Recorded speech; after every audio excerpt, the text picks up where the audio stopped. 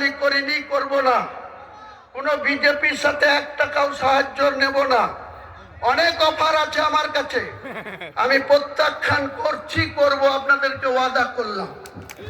কিন্তু এক মুসলমান ভাই, তার পয়সা আছে, সে আমাকে বলেছে আপনি দলটা করেন, মুসলমানদের ইজ্জত বাড়ান, মুসলমানদের শক্তি বাড়ান, মুসলমানদের প্রকৃত অধিকারটা প্রতিষ্ঠা করুন, যা পয়সা লাগবে আমি দেব।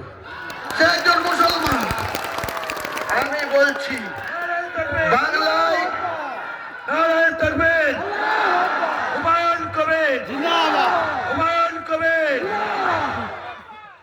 বাংলায় 294টা বিধানসভার আসন আছে।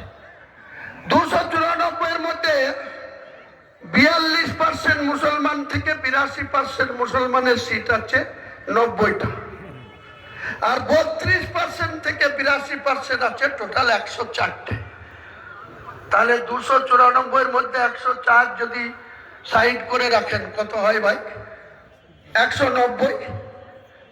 শুভেন্দু অধিকারী 1956 ভোটে নন্দীগ্রামে মমতা ব্যানার্জিকে হারিয়েছে বলে সে প্রতিদিন বলছে আমি হিন্দুদের ভোটে জিতেছি, আমি হিন্দুদের নেতা, আমি সনাতনীদের নেতা। আর তার সাথে কম্পিটিশন করতে গিয়ে ওই উড়িষ্যা থেকে আপনার ট্যাক্সের টাকায় জগন্নাথ মন্দির করছে। যাক, মন্দির মেনে নেওয়া হলো। তারপর আবার সেখানকার পুজোর প্রসাদ আবার এবার ডিলারদের মাধ্যমে মুসলমানদের বাড়িতে পাঠাচ্ছে। কোন মুসলমান যদি কোনো পুজোর প্রসাদ খায়, সে আর মুসলমান থাকে না, হারামখোর হয়ে যায়। হয় কি হয় না? আপনারা মুখ বলতে পারেন না, এইসব এমপিরা বলতে পারে না যে আপনি কেন এসব করছেন, মুসলমানদের জাত কেন মারছেন? আপনি বলার ক্ষমতা আছে? তাদেরকে আপনারা ভোট দিয়ে জনপ্রতিনিধি করবেন, তারা আপনাদের ভোট নিয়ে সিংহাসনে বসে শুধু ঢাক গুড়গুড় করবে আর লোকের পিছনে কথা বলবে। এদের বিরুদ্ধে কিন্তু আমার জিহাদ।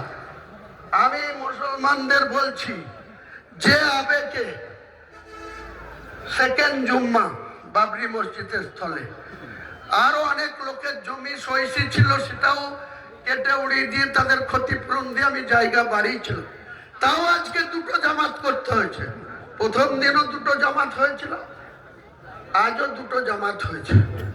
আমি এই 90টা মুসলমান অধিষ্ঠিত সিটে মুসলমানদের একটাই বলবো, শুধু ভাই আপনাদের ঝা চকচকে মসজিদ, মার্বেলের মসজিদ, এসি লাগানো ঘর, আল্লাহর সেই ঘর থেকে আপনারা ওই জমিতে নামাজ পড়তে যাচ্ছেন, আল্লাহ নিশ্চয়ই আপনাদের হিদায়াত দিয়েছে, আল্লাহ নিশ্চয়ই আপনাদেরকে ভালোবেসে ফোনে পাঠাচ্ছে।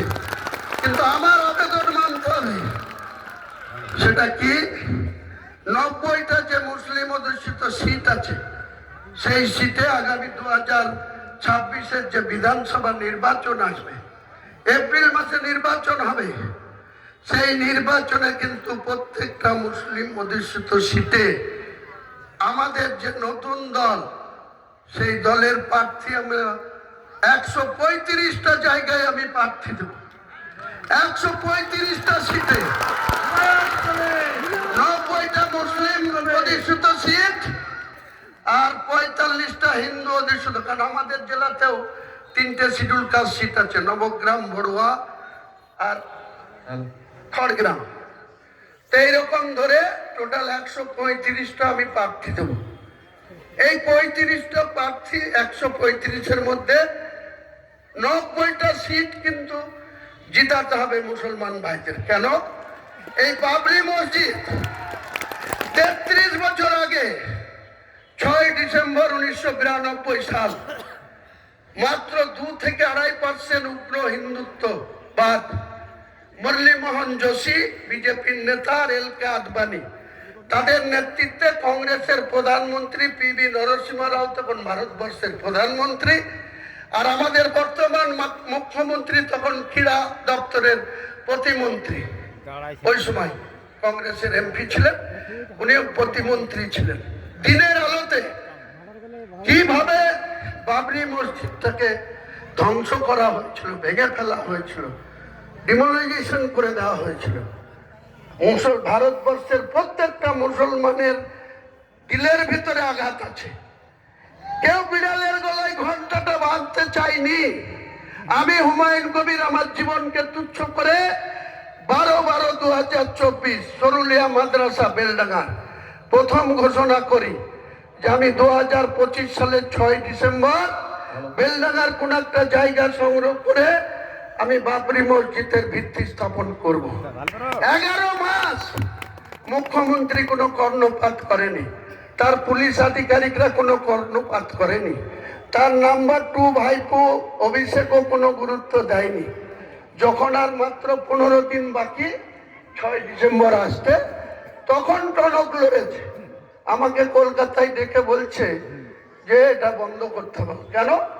তো বলে যদি তুমি বাবরি মসজিদ করো, মুসলমান অধ্যুষিত সিটগুলা হয়তো আমরা জিতবো, কিন্তু হিন্দুরা কেউ আর আমাকে ভোট দেবে না। কেন?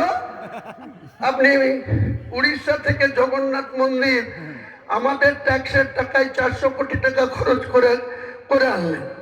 আপনি দুর্গা পুজোতে 18 সালে 10,000 টাকা শুরু করলেন, 2025 সালে এসে 1,10,000 করে অনুদান দিচ্ছেন। তারা ভোট দেবে না কেন?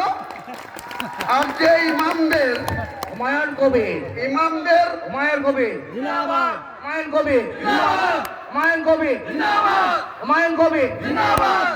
যে ইমামদের ভাতা 2,500 টাকা চালু হয়েছিল, 2,500। এই যে এক চুকলখোর দু ভেসি, মানে আমাদের পোল্ট্রি মুরগি আছে না কস, তেমনি ববি হাকিম হচ্ছে কস। এই ববি হাকিমের বাবা ছিল বিহারের গয়ার লোক, আর ববি হাকিমের মা ছিল একজন হিন্দু, মমতা ব্যানার্জি।